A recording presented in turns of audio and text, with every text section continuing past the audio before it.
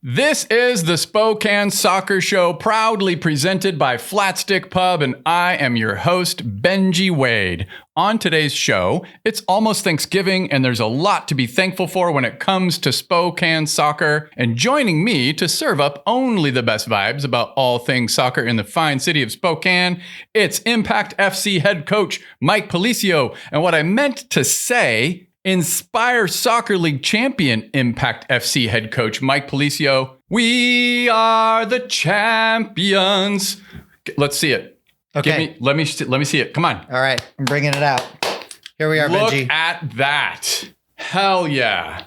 Inspire Soccer League champions 2025. If you can't see this, it's because you're making bad choices with your life and you need to be watching this podcast on YouTube. Woo-hoo-hoo. Look at that. We're going to set it right here between us. Perfect. Cover my face if you wouldn't mind. Maybe like right here. That's enough. Look at that thing. That's gorgeous. It's a nice trophy. We have to start there. Okay. You just got back from Houston, Texas. Correct. It was an all-star event. It was a championship event, like a playoff knockout tournament, all in one weekend. Yeah. Friends of the podcast, Nil Vinyals and David Garcia, among others, were there. I need you to start from the beginning. Tell us everything that happened. All right. So typically what we would do is we'd have a round robin with the four teams, our three opponents. And those three games would, count for your points toward the regular season, kind of like a supporter shield. And then they seed the teams for the playoffs. So when you seed the teams to the playoffs, you go 1 versus 4 and 2 versus 3. Means that there's a semifinal and a final. Conveniently, there's open space for an all-star game. There was 2 all-star games. And 2 simultaneously, they kind of tracked it by level so that every player got an appropriate challenge and an opportunity to shine in that specific environment. And let me just say that was awesome. So seeing some players, and by the way, Spokane Impact players absolutely dominated both All-Star games. So I coached in the lower level of the All-Star games, and Tim Kennedy and Ethan Paroff both scored hat tricks. Shout out. Saw them on Instagram. Big time. Super cool. And then in the other All-Star game, a bunch of our players were all over the score sheet. Christian Curran got a couple goals and was just doing really great. I think Josh Godfrey got the MVP of that All-Star game. Our players absolutely dominated it. Everyone worked pretty hard. I know there were some thoughts about should we be having the All-Star game first or second? And I was like, you know what, guys, I don't think it matters. The players just want to play. Yeah. So they did. They played. They had a great time. We, as the 2 seed, played against United Genuine FC from Houston. And then the Colorado Springs Switchbacks played against Knox. Okay. The 1 seed and the 2 seed, us in Colorado, had fairly easy times moving through. Which meant that there was a 3rd place game that was very appropriate between Knox and United Genuine, and then a final, which was very appropriate between us and the Switchbacks. The final was not close. What was the score in the final? Scores are difficult to interpret. Okay, sure. We scored 3 goals. Okay. Across 4 mini games. The Switchbacks unfortunately didn't get any goals. We were very comfortable. By the time the 4th period came around, we'd already won the game. I know that when we had our event here, it was like a round robin tournament, right? Yep. Over at, what's the name of the complex? Shout out Hub Sports Complex for hosting us. Shout out Hub Sports Complex. That Colorado gave us a hard time in that weekend, didn't they? Yeah, they give us a hard time every single time we've seen them. Yeah. We beat them in Colorado. Okay. They beat us in Spokane. Yeah. Both handily. They beat us handily here. We beat them handily there. In Knoxville, they beat us handily again. And then we beat them pretty handily this time. When it counted. Shout out Impact FC. Yeah. First ever 2025 Inspire Soccer League champions. Yep. Thank you. Let's go. I saw some type of post made about Carlos donating some goalkeeper gloves. Thought that was really cool. Carlos gave our 2 goalkeepers, Mariah and Jesse, 2 pairs of gloves, which is so cool. Oh, that's awesome. To go way out of his way. Yeah. To make sure that 1, he set them aside. 2, he got them to Nil, who brought them to my house so that we can pack them, because Nil himself couldn't even fit them in his bags because he's going all over the world. Yeah, he's not coming home. No, he's traveling. His car's parked outside my house right now. Yeah, because we were going to try to get him on the podcast. This would be Nil right here. Yeah, totally. Yeah. He's represented almost like this is like our genie's lamp. This is Nil, is the soul of Nil is represented in this trophy. If you rub the trophy, Nil will appear. I'm not even going to test that theory. You know what we want to do on this episode of the Spokane Soccer Show? Normally we would do shout outs, and it's going to be a little bit like that. But instead, we're going to talk on Thanksgiving week about the things that we are thankful for, Mike Pellicio. Okay. Did you bring a list of things other than the stuff you spammed me via text? Okay. Yeah, I didn't realize you just didn't want me to text them to you. I didn't even care. I just wanted to make sure that you are prepared because the moment is upon us. Let's start from the top. Let's go through all the things that we're thankful for in soccer. We'll go round robin. You start first. I am thankful for my wife, Megan Pellicio. Oh, smart man. Yeah. Hi, honey. Because, and I'm not going to say like, because she keeps the household afloat, which is also true, but like she does this stuff with me. She's my assistant coach. So she was there with me this weekend. Let's go. She made the lineups, made sure that we had good rotations. She did countless things for different players. I'm just really lucky that my wife wants to go on these ridiculous trips and coach ridiculous soccer and talk about coaching interactions and how to get the best out of players. I never thought that I'd be married to someone like that. So I'm really lucky. I'm thankful for Megan too, because you know what else she does? She takes time out of her busy schedule to slide into the DMs and give not just me, but you as well a hard time. I super appreciate that. I'm not thankful for the hard time she gives me. Every time there's a new episode of the podcast out, I can count on her saying something to dunk on both of us. And I just think that's amazing. So thank you, Megan. I'm also thankful for you. I had a note to be thankful for my family, first and foremost, because I'm a genius and started not one, but two podcasts. And you know, it's soccer on the one hand and it's movies on the other. And they do try to get to as many of those events as they can with me. So I'm also thankful to my family. Let's go snake format. Okay. Okay. You get two then? I get two. Was that two? No. Okay. How dare you? All right. I am thankful that we get to watch professional soccer at one stadium again in a few months. I want to make sure that we key in on that and that we don't take it for granted. I'm sad that it's going to take a few months for that to happen again. So I just wanted to start there. I think there's going to be a lot to talk about during the off season for USL League One. And then in these last two road games for Zephyr FC, then they're going to go into a winter break to just really take inventory of how I think as a community of people who do love soccer, that we can show up a little better than we did last year. Our attendance numbers went down significantly for both Velocity FC and Zephyr FC, and that has to get corrected. So I just want to start by saying I'm thankful that we get to watch professional soccer at one stadium again in a few short months. Anyway, that's where I want to start. Your turn, Mike. All right. I am thankful. I'm going to get this one out of the way because it's a really easy one. For Nil Vinyals and Joao Gomero for creating the Project Inspire and therefore the Inspire Soccer League. I don't know how they actually have done this, and they actually made it happen. And there's all these people coming out, supporting, donating money, being there and cheering these athletes on, and they're treated like athletes, not participants. Yeah. I don't know how they actually got this off the ground so fast. So shout out to Nil and Joao. Shout out to Nil and Joao and everyone involved with the Inspire Soccer League. Shout out to them as well. You get one more because we're going snake format. I'd like to shout out everyone in USL Spokane. So that goes for, Katie and Ryan, Riley, Patrick, all three teams. So the players from Zephyr, the players from Velocity, the players from Impact. Yeah. They all support each other so well. Like with Carlos giving his gloves out, with both Zephyr and Velocity coming to our signing party and getting, Impact players' signatures, to my Impact players for going all the time to the games and saying hello and cheering. And I just think that everyone from USL Spokane has been so wonderful in terms of community. And they deserve the reciprocal support that our community has given them and will continue to give them. And if you're at Flat Stick, like you and I were, for the USL final, you'll see how much support the community is given back. So I think that USL Spokane deserves a shout out. It's a great one. I want to piggyback on it a little bit and say that every time I go to one stadium and see players from Velocity going to Zephyr games, Zephyr players going to Velocity games, or either one of those teams going to Impact games, I'm thankful I get to do this show with you, Mike. Hey, look at that. How's that? You stole mine. Oh, stop it. I doubt it. It's not on there.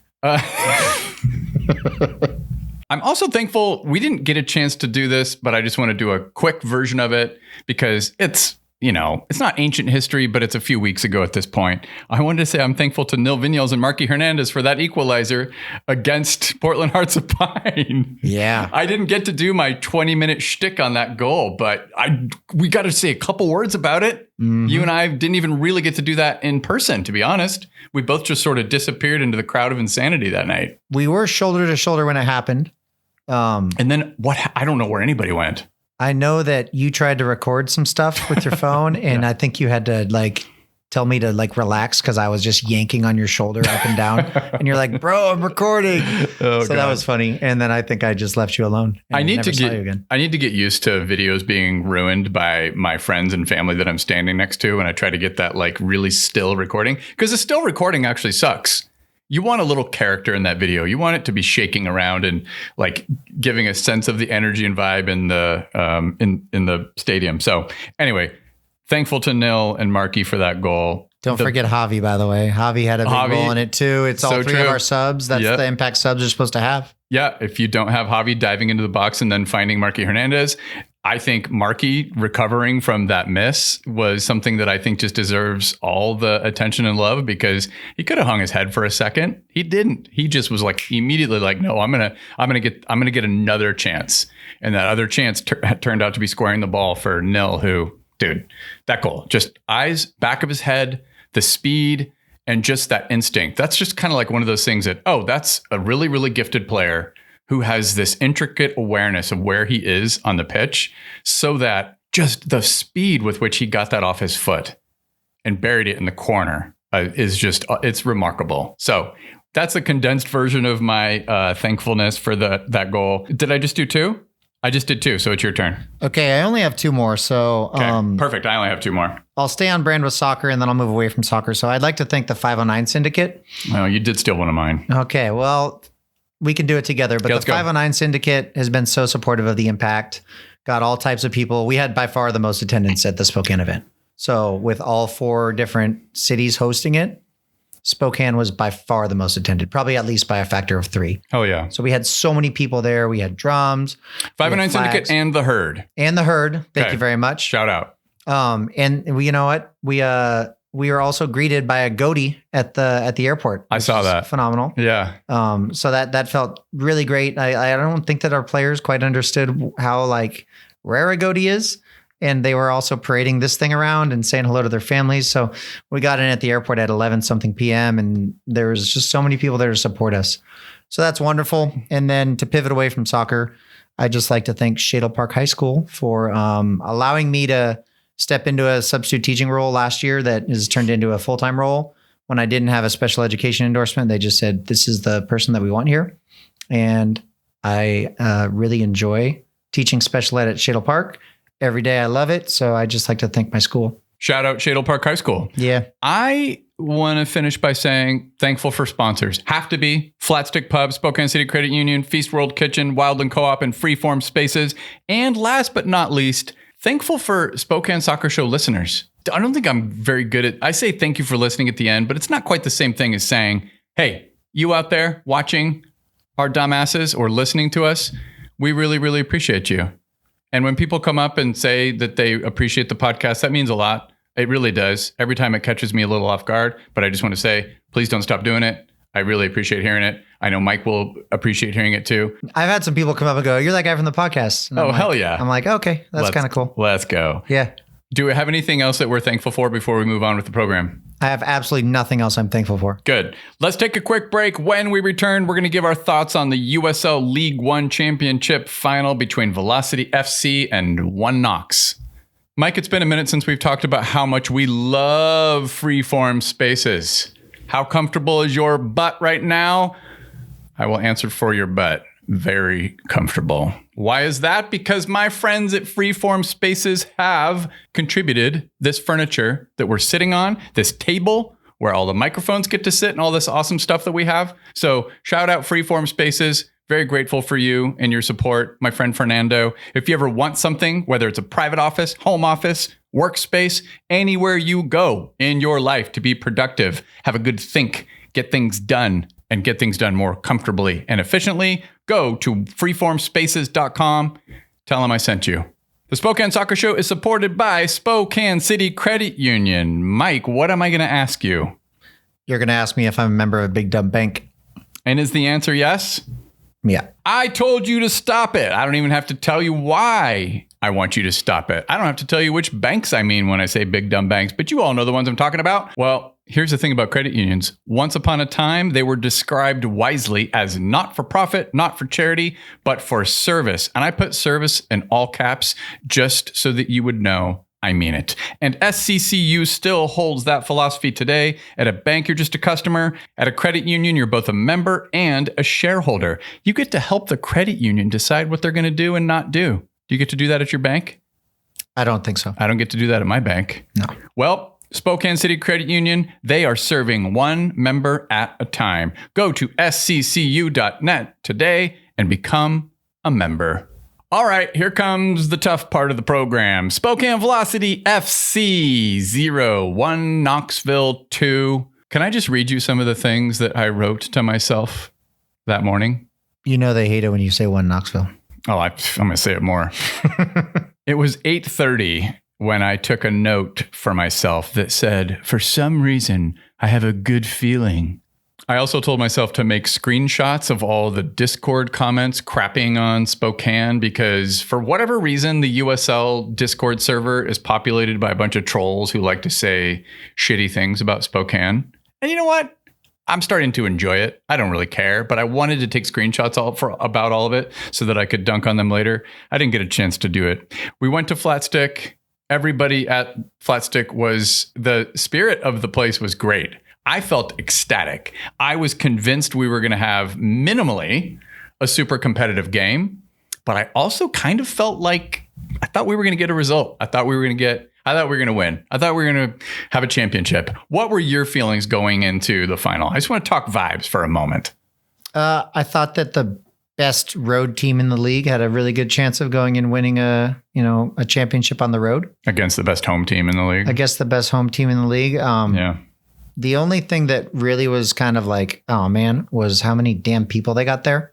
Like when I was like, oh, they got 7,500 people there. They sold it out. That's a lot of people to be at a game. That's like how many Cristiano Ronaldo plays in front of in the Saudi league. So like that was a thought of mine. But like our guys are pros. They can play in front of, Totally. 7,300 Knox villains. Is that what we call them? Knox villains. Yeah. Hell yeah. Can we do that? Yep. Write it down. So I wasn't too worried about it in the end, but obviously it's not ideal to play in front of that many people supporting the opposite team. The other thing, unfortunately, that I remember maybe saying out loud, I'm pretty sure I did. You might have even been within earshot when I said this. Last year we conceded early, not once, but twice. And I was just like, let's just not concede early. Unfortunately, that's kind of exactly what happened. There were only two big moments in the game, and that's what happened. It was similar circumstances to last year. We're playing against a really good team on the road in a baseball field, on a baseball field. Okay? That's what happened last year at Union Omaha. But it was a baseball field. They made sure, because I think they won the coin toss and got to pick the end that they attacked. They made sure to put us in the infield, where a couple things that were noteworthy early on in the game. One, every time one of our defenders or Carlos Marancio kicked anything like a ball or whatever, you could see all the sand that they were filling that infield with, that converted baseball infield with, just flying everywhere. And the other thing that they started to do as a result of that is I think they tried to put the pressure on us instantaneously, especially attacking down the right. And we didn't get a chance to make an adjustment, and they just kept coming in waves, in particular, Zarakostas, their winger, linking up with Tequila. And it just felt like normally we would find a way to provide cover, a little bit of defensive cover for Derek, but they just were targeting that right wing. So yeah, I think that was early on. I was just kind of like, we conceded a goal like 4 minutes into the game. Go, your thoughts. Yeah, I mean, obviously not conceding a goal early would have been a lot better after last year, and we didn't have that occur, unfortunately. I think that Derek was really unlucky that he got put in that position where the attacker, what's his name? Zarakostas. Yeah, I'm not the going to winger. try to say that. Yeah, the Greek winger. But he had the opportunity to go right at Derek. And like that's basically whoever takes initiative first has control. Yeah. And the defender can take initiative at times, and like seeing a ball come in, understanding when it's going to arrive, doing the pre-work and stepping in the right spot. Derek had none of those luxuries. It kind of just ended up popping right out to him.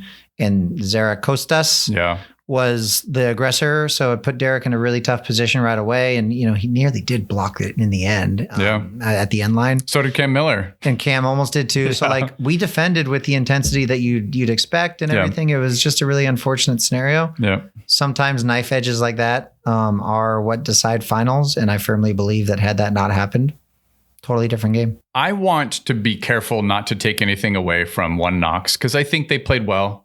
They played well all year. From the first game where we drew 2-2 with them at one stadium.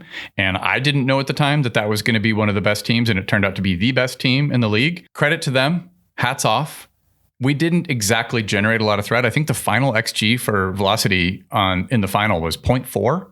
So now it's not like one Knox generated a ton of threat either. They were very happy with their goal. I remember listening to John Morrissey and the rest of the panelists on the USL show talk about this, that if somebody scored early, they were really concerned with the other team, because both teams are so defensively capable of, even without playing out of a mid or low block, both of these teams were very, very stingy and difficult to score against. So if a goal was scored early, it just so happened to be one Knox, that they were going to be very tough to break down. And of course, that turned out to be very true. We didn't really generate a bunch of any chances.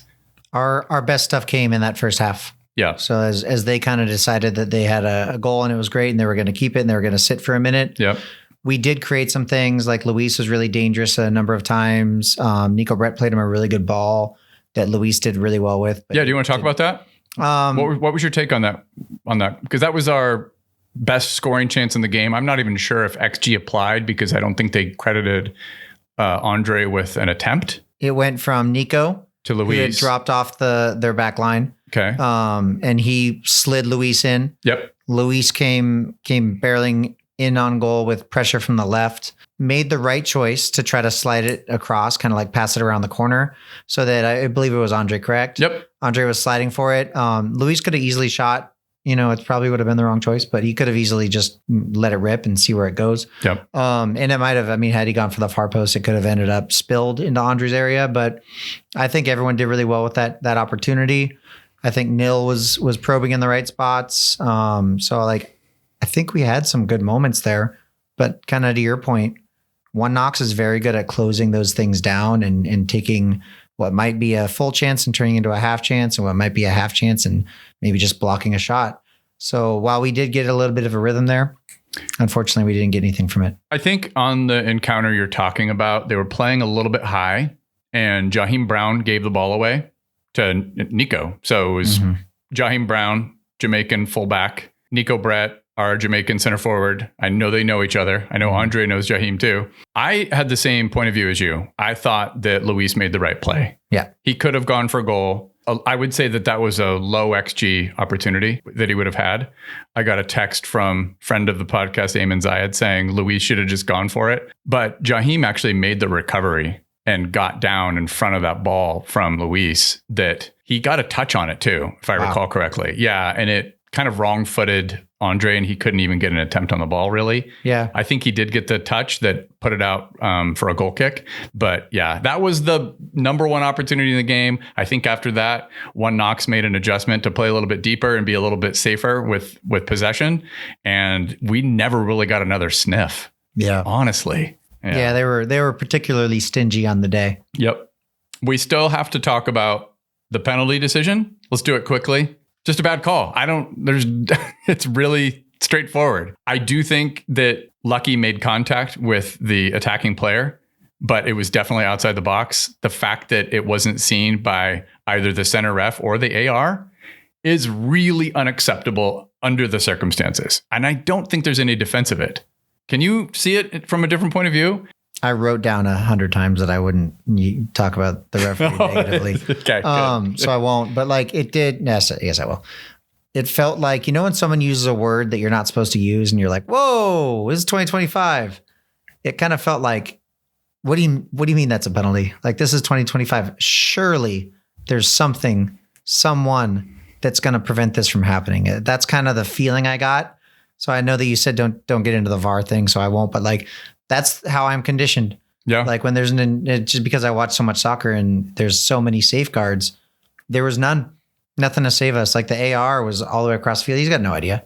Like if it's a yard, he's 60 yards away. Do we not have ARs on both sides? No. Oh, he's so far away. That's fair. The head referee though, because like absolutely should have seen that. The center referees are very, very good at picking up on tiny little things. They see things way smaller than that. That's an inexcusable mistake. So I don't know what to tell you about the referee's decision, but it felt wrong. It did. And obviously it is wrong, and it was wrong. So, but what are you going to do about it? What are you going to do? It completely took the wind out of me, I will confess, because then I knew this team was already going to be tough to beat and tough to score against under the circumstances with us being down 1-0. And then to just gift them a goal, it felt extraordinarily unjust, admittedly. And also something there's just nothing you can do about it too. So you just have to kind of sit back and go, well, I don't know. It's definitely a bad look. That I think I do want to pull back and get a kind of 10,000 foot view of the final as well. But before we do that, I just want to throw a couple more notes out there. We didn't have Colin Fernandez or Pierre Reedy or Ish Jome. I think that in particular, Colin and Pierre, I feel like we missed them a lot on the day.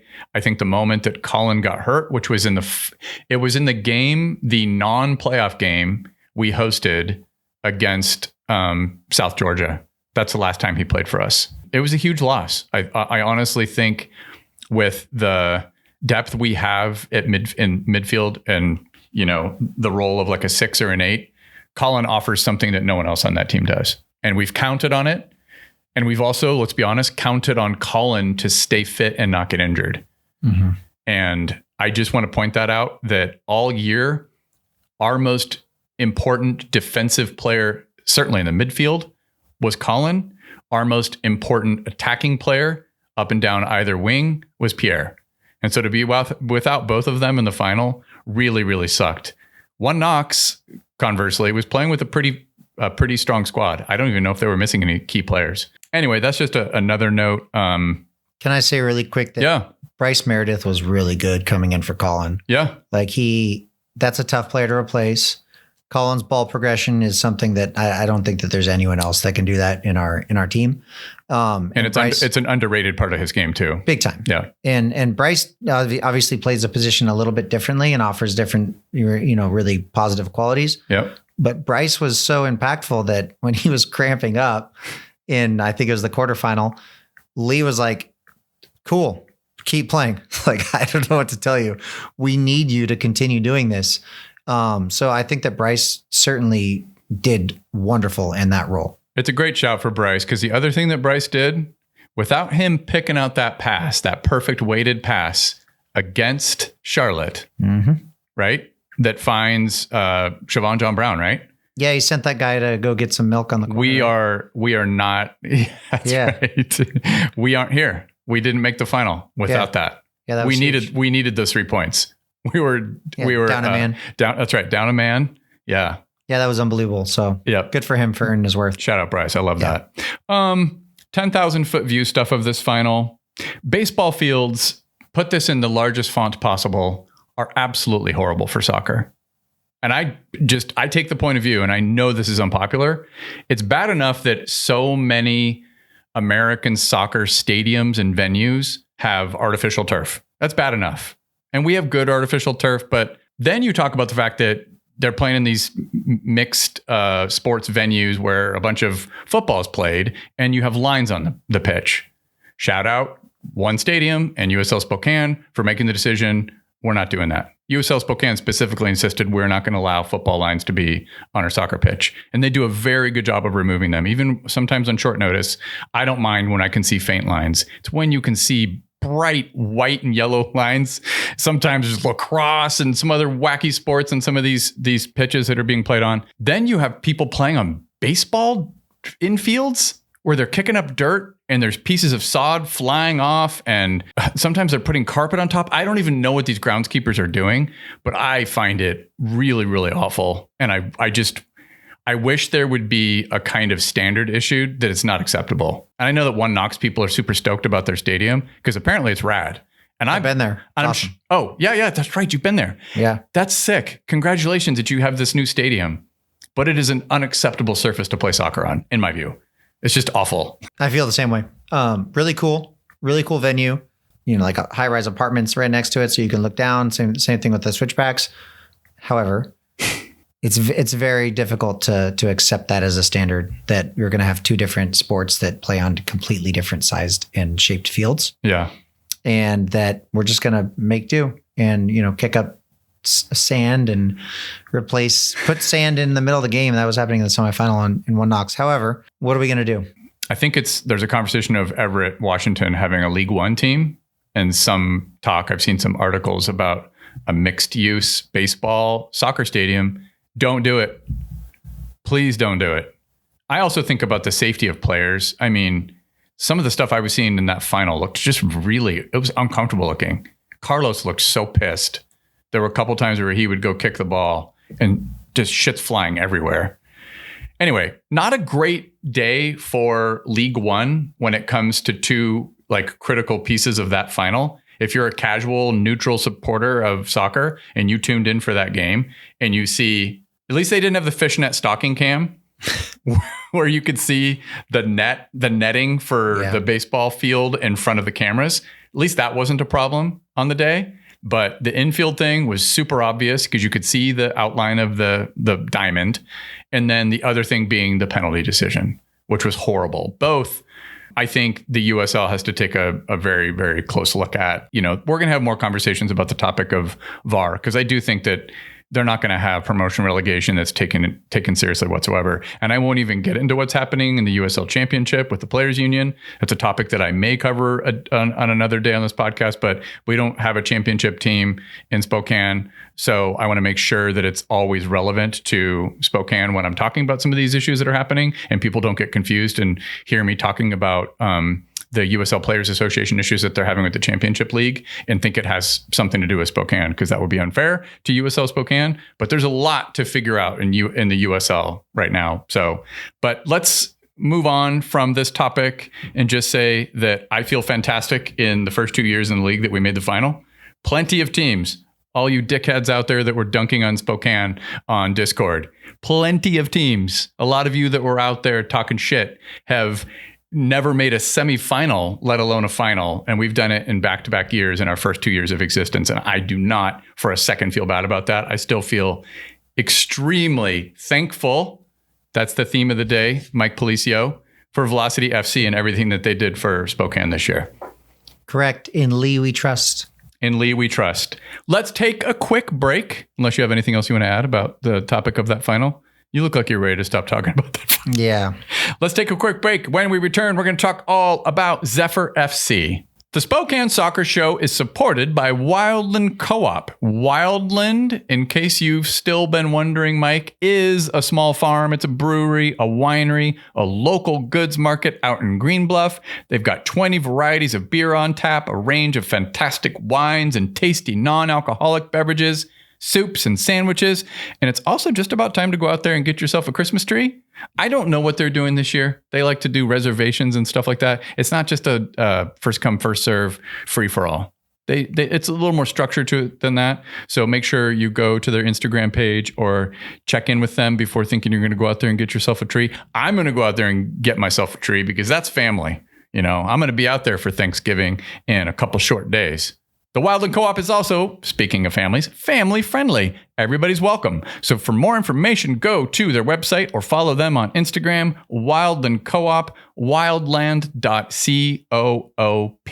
The Spokane Soccer Show is proudly supported by Feast World Kitchen. Feast is a multifaceted nonprofit that is best known for its social enterprise restaurant and catering business, mouth-watering cuisine from every region on planet Earth. Feast helps immigrants and former refugees in our community become chef entrepreneurs. To learn more about Feast World Kitchen, their current menu, or to order online, go to feastworldkitchen.org.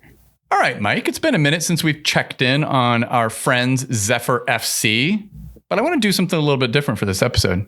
I don't want to do like specific minute by minute game breakdowns. Okay. I want to do kind of a state of the union for the team. Okay. But you and I watched them play it was kind of like the revenge match for Dallas. They came back to Spokane and they beat us 2-0. You and I were at that game. I'm going to talk a little bit about that, but you know what I'm going to do? I'm going to start with a plug for the Spokane Soccer Show Discord server. Do you even know what Discord is? No idea what it is. No idea. Discord's an online community building app. And for people who know what Discord is, this message is for you. Spokane Soccer Show has a Discord server. So you are welcome to go there. It is free for now. So let's just get you in there to start contributing your thoughts and ideas about all things soccer in the fine city of Spokane. There's many different channels. One of them is like live match discussion. But I want to start with just talking about something that I wrote on Discord about Zephyr. Okay. Went a little something like this. And this was after the Dallas game that you and I watched. Zephyr were very good and unlucky in the first half of that game. You and I were sitting there and just going, Dallas has nothing. I'm not measuring this team right now for just scoring goals. Nicole Lukic had 0 preseason. She joined the team 9 games into the schedule, wants to play a completely different style than the one she inherited. Ali and Tori were both injured in this game. More on that later. In the first half, I saw the team start to be imprinted with the identity that Nicole Lukic is interested in, what she talked to us about on the podcast recently. Specifically, numbers in the box, dynamic movement, triangles, interchange, keeping the opponent on their heels. Dallas looked lost by comparison in that game in the first half. The goal that they scored, Dallas, really sucked. And I think it was a mistake not to just have Reese Tappen sit down on the floor and wait for treatment on her nose. This happened in real time, and you and I were both just kind of like, why did Reese just run out of the game? If Reese had just sat down on the grass, on the turf, and waited for treatment could have arrived. And then what did you say to me that could have happened in addition to her receiving treatment on the pitch instead of just leaving on her own? That just by some time, then maybe like everyone else organizes and they decide who's going to fill in the center back role and where the clearances are going to go. Yep. Where we're okay defending, what blades of grass are going to make sure that we don't give up any space to. That was kind of my thought at the time. If Reese had left the pitch, she would have done so, and there would have been an opportunity for the team to regroup, address tactically the fact that they're going to be without a central defender for a moment. You mentioned that Sophie in particular could have dropped back and provided cover. Instead, she just left the pitch to receive treatment. Dallas very cleverly took that 11 versus 10 opportunity to press up high on the pitch, and that goal was scored from a position where, wouldn't you know it, Reese Tappen would have been. I do think that was a mistake. I don't know who was involved in the making of that mistake, but that was a mistake. All right. In the second half, we were chasing the game. Equalizer didn't happen. Some of the negativity I see is beginning to grate, though. Nicole Lukic has been manager for 5 games. In this game in particular, we conceded 2 goals to academy players. 18-year-old Celie Strawn, you and I have talked about Celie Strawn before. 16-year-old Rhea Moore. These are the types of players that I would anticipate Nicole Lukic being able to find for Zephyr FC, given her background. That, again, came up on the podcast. If you haven't listened to that episode, I recommend you do so. Perhaps she can find some of those players during the winter break. But on this particular night that we're talking about against Dallas, Thais Hayes played her first ever minutes of soccer for the club. And in case you weren't at the stadium, you could see how much that meant to her teammates. Just everybody warming up, everyone on the bench, the technical staff, Nicole Lukic, vocally, us, yes, totally, shouting support and screaming her name. And you could see how much it meant to her as she ran up the touchline to be introduced. She was out with a long-term injury. And again, in case you weren't there, you could see how disappointed this team was with the result. I remember even making eye contact with Haley Call, their backup goalkeeper, and her just kind of looking a bit dejected. They were really, really bummed out by this result. But I'm starting to have a few, we'll call them moments when it comes to the responses that I see on Discord and the responses that I see from our supporters. And I'm just going to leave it at that for now. These players, Coach Lukic, should be lifted up, encouraged, And that night in particular, Mike and I both heard things at that stadium that I have never heard at Velocity games. And I hope everybody can pull their heads out. Anybody who thinks to do that when they go to one stadium. That's my rant, but it really bothered me. It's the thing that I will remember about that game. Your thoughts? My thoughts are not to say very much because I was pretty pissed off too when that happened. And I've been pissed off with some fans in our stadium a few times. I guess the way that I would put it is if you don't know what to say, just clap and just kind of yell woo every so often. If you have doubts over whether you know what to say to support your team. Because play like you mean it or whatever the hell was said was embarrassing. It's super embarrassing. And I can count on one hand, maybe less, the number of people that I think are even qualified at any given day in our stadium to say something about what they're seeing on the pitch. Even if you do know what you're talking about, right? When you're looking at the performance of the teams, you still get behind them. You still lift them up. That is your job as a supporter. I think it's the number one job, and it's the most important one. When we beat Dallas 2-0 at home on October 12th, we did so with just 4 shots. One goal was a deflection, the other was an own goal, and the XG in that game was Dallas 1.05, Spokane 0.29. That night of the game that we're talking about, where we lost 2-0, we had 19 shots, 4 on target. XG Spokane 2.09, Dallas 0.76. Yet we lost 2-0. So I left the game October 12th thinking we were incredibly lucky. The game that we won 2-0 on 0.29 XG. I did not leave the stadium the night that we lost 2-0 thinking that we were a disaster. Sometimes it's just the way that the sport goes. So no matter what's happening, don't just look at the goals. No matter what you think you know about what you're seeing, just support the team. Just cheer. That's your job. So I'm teaching a D license right now, and I'm trying to explain to coaches that you're not going to see immediate, dividends from your work as a coach. In the slide that I put in the PowerPoint that I actually did not put in just yet, so I'll put it in next week, is it's easy to write in the sand, but it'll wash away with the waves. So while you may find that you get instant gratification from whatever tactic it is, if you're going to build something that's going to last, if you want to write it in stone, it takes time. So give the coach some time is I guess the message. 100%. Results can be a little bit misleading. And what Nicole is attempting to do, Coach Lukic, is very different than what she inherited. And she was honest about that when she came on the podcast. So let's continue this conversation by talking about what happened when Zephyr FC went on their the first game of the road trip against Brooklyn FC last week. To get 1 point from our last 5 games is obviously super disappointing.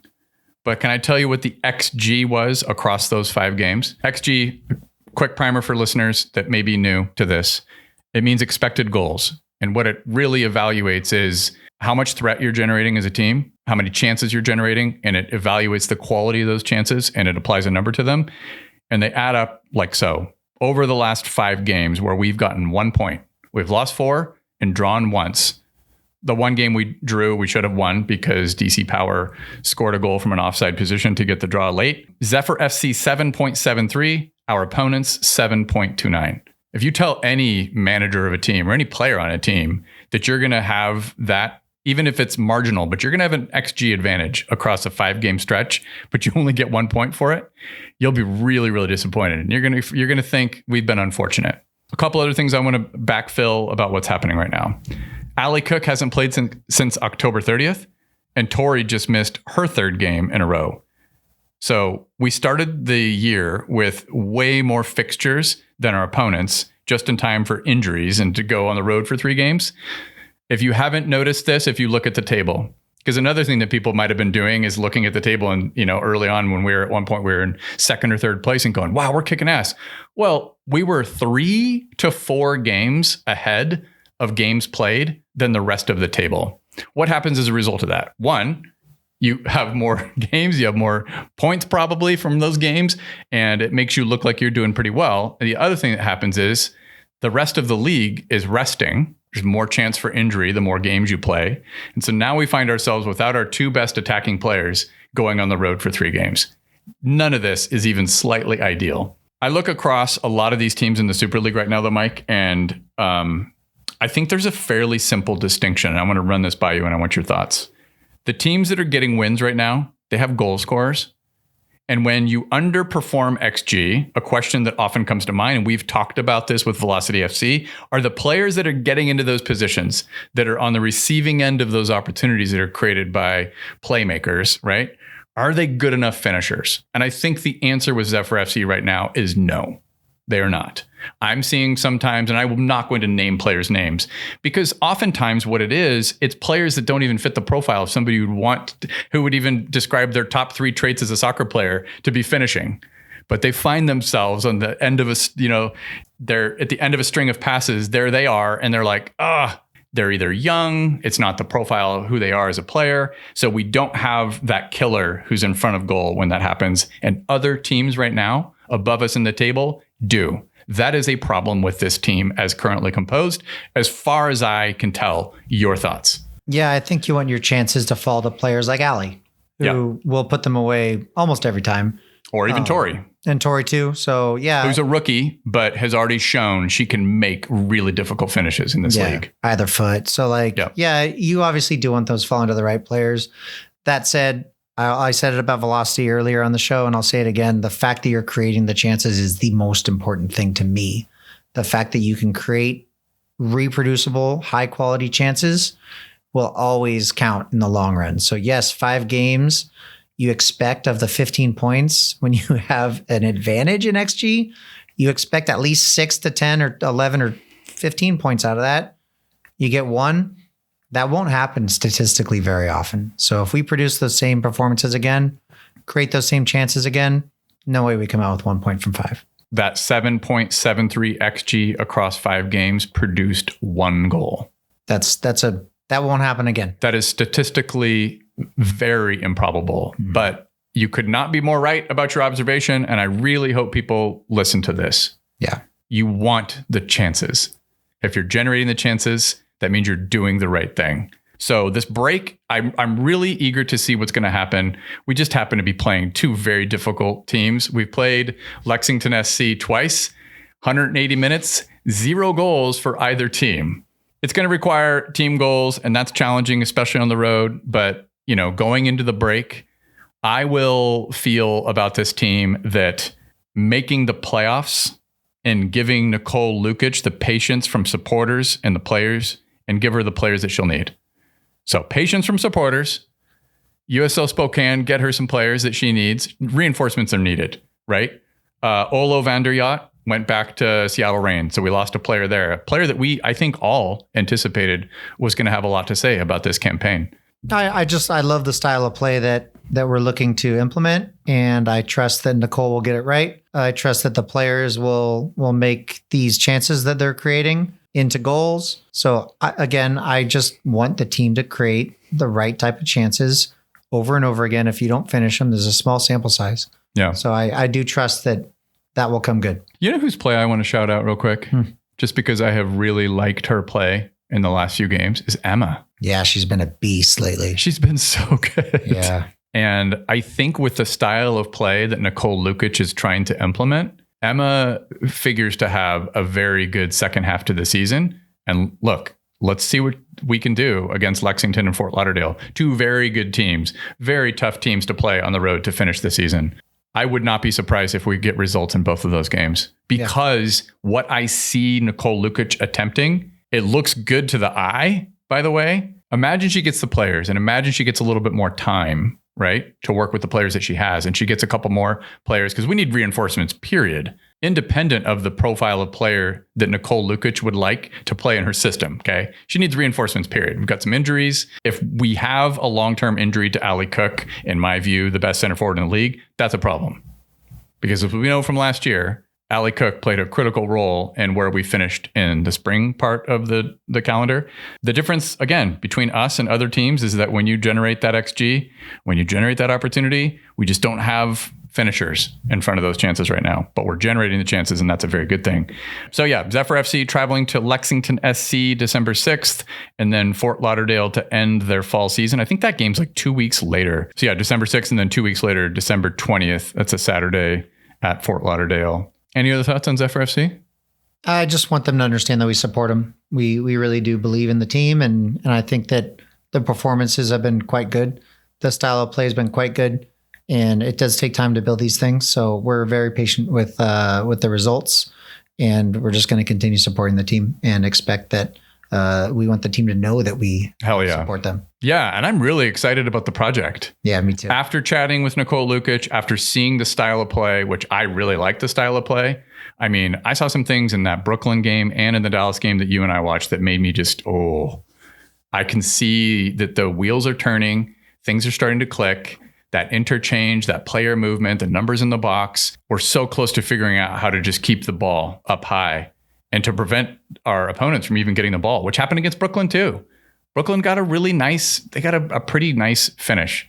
It's a banger goal that they scored against us. And we'll get those too. Patience from supporters, get Nicole Lukic the players she wants during the break. And let's get a couple results before we go into the winter break and Christmas. All right, that's going to do it for this Thanksgiving episode of the Spokane Soccer Show. On the next show, I have a feeling, Mike, we're going to be talking all about the roster decisions that will be made for Velocity FC, as well as those results of the Zephyr FC game against Lexington. We'll look at finding a fun guest for that episode. I've got a couple ideas. Until then, please take a moment, go to Spotify or Apple or YouTube, hit that subscribe button. It's free. You should also make sure to follow the show on Instagram and be sure to rate and review. That actually helps a lot more than people seem to realize. And until next time, thank you all for listening. Thank you, Impact FC champion head coach Mike Pellicio. Let's go. Up the falls, baby. Thank you.